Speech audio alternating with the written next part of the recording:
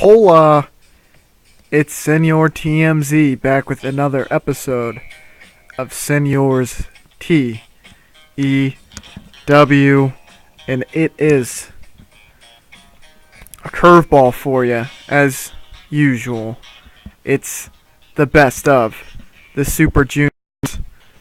Definitely an exciting prospect as we look at the card on hand. Here's the rules, ladies and gents. 8-man tournament, 30 or younger, and that the winner of this tournament will earn themselves a title match. Without further ado, our 8 competitors are The Undertaker, Scott Steiner, The Great Muta, Davey Boy Smith, Ray Traylor, Masawa Wyndham, Cactus Jack, and I can't wait to see how this one goes, ladies and gents. Without further ado, let's jump right into the pre-show as we start out with a women's title match between Lillian Kai and Chigusa Nagayo. One of our best title matches in quite a while. Nagayo is certainly leaving her mark on the WWF history books as she makes it defense number 8, and she is chasing in on Bull Nakano's illustrious first title run of 14 defenses. She's just surpassed AJ Kong's 7 defenses. All very exciting stuff. Then we got Vader having a very good match with Fatu. Fatu not elevating the match as high as it could have been. Nonetheless, Vader looking very good. And then let's take a look again. This would be the bracket reveal as well as the rules stipulations. Again, the winner of this bout will get to challenge for a title in the future. So, a lot's on the line. Obviously, a lot to win. We have a champion and 2 champions, actually, Davey Boy and Scott Steiner. So, we could be seeing a champion win and possibly go for another title coming out of the Best of the Super Juniors 1990. But match 1, Wyndham and Cactus does very well. Great performance by Barry Windham, and Cactus does fairly well. Decent match. Barry Windham wins coming out of this one. And then we have Traylor and Masawa. Again, Traylor does well, but Masawa does better and wins this one with a Tiger Driver. Then we're going to have the tail of the tape. This one is certainly the matchup to watch in round 1, Taker and Scott Steiner. So we're hyping that one up. But before we can get there, we have another interesting matchup as the Great Muta does very well, and Davey obviously does tremendous as well. And Davey's going to essentially win this one via DQ thanks to Ric Flair's run-in disqualifying the Great Muta. So potentially there's a lot of bad blood probably coming out of this one because Flair not only cost Muta a chance to move forward in the tournament, but also Flair is not helping Davey Boy's chances, even though he gave him a win by attacking him during a match against the Muta nonetheless. And then we have Taker and Steiner, and just as I was saying, a superb wrestling bout with great heat. Steiner and Taker, I think, certainly would be an interesting match, and definitely one we might see in the future for some top titles, no doubt. 96, 4 3/4 stars, we'll say. Taker knocks it out of the park, and Scott Steiner does as well. The Steiner brothers, both Ricky and Scotty have been doing very well since winning the tag team championships. Their popularity is sky high, and this is definitely a good sign for Scott Steiner's singles career if that happens somewhere down the line.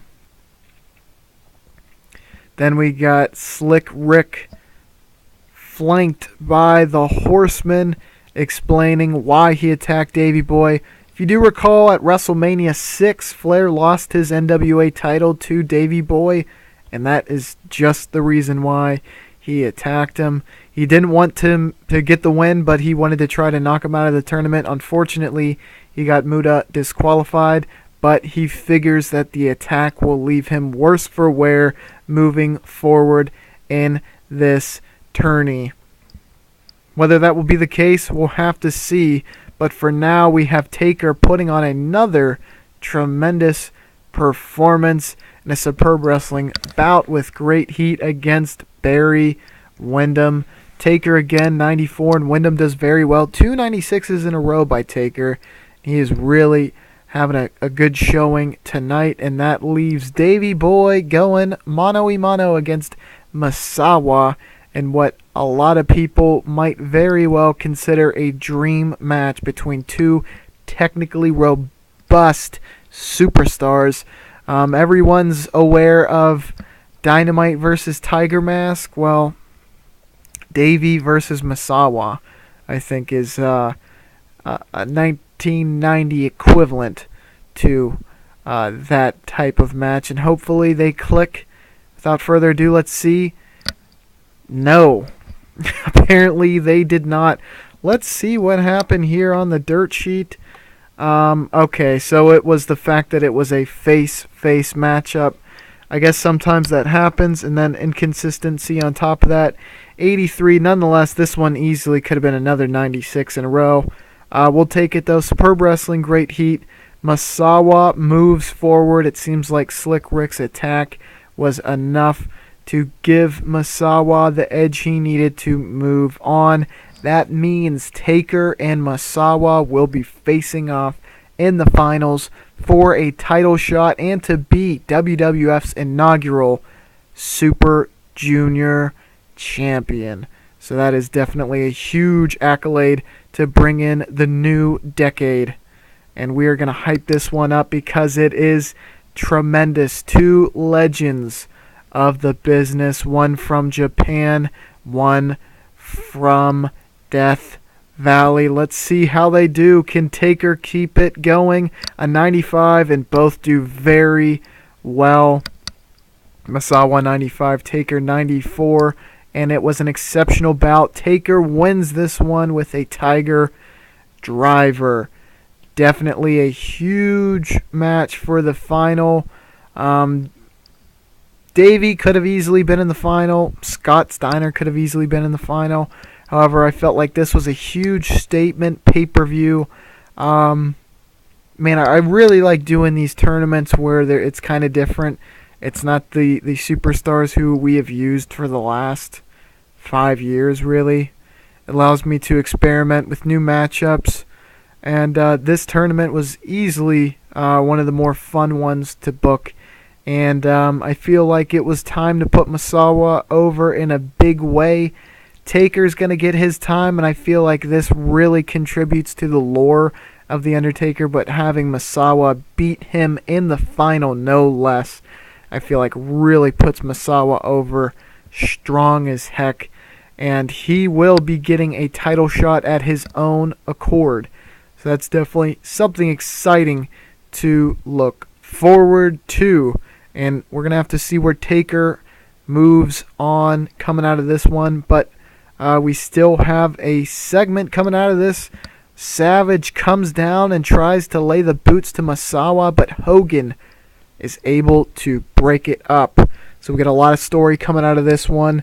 Certainly Savage wants nothing to do with Misawa. He's seen what he was capable of doing in one night, and he knows that his days might be numbered so long as Misawa's chasing after him.